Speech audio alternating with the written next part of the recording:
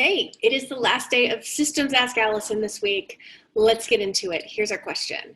I'm having trouble figuring out how to incorporate my cell phone into my practice. Do I need to pay for a HIPAA compliant system? Is it enough to use a service like Sideline, which is clearly not HIPAA compliant? What do you suggest? So I'd like to thank Therapy Notes for sponsoring us first.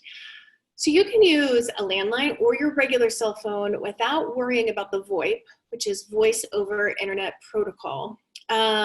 Issues that many of the systems you're referring to experience. VoIP is where we have to get really thoughtful about HIPAA.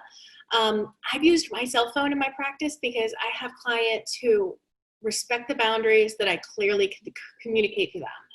I think both of those things need to be present for that to be a good choice.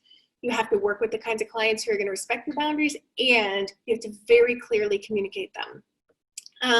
As far as VoIP systems go, you're right, Sideline is not HIPAA compliant. 3 that I would encourage you to look into are All Call Technologies, and we'll put these in the notes. All Call Technologies, iPlum, that's like PLUM with an I in front of it, and Spruce.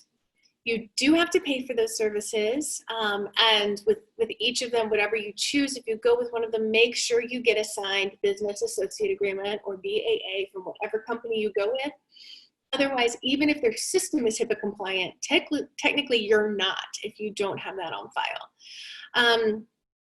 Yeah, so you can use a landline, can use your cell phone, but if you're doing a voice over internet protocol, you need to make sure that it is outwardly HIPAA compliant and that you have your ducks in a row to be able to prove that it's HIPAA compliant with this form.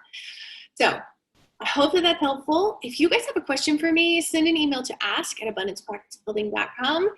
I would love to answer it on here. Take care.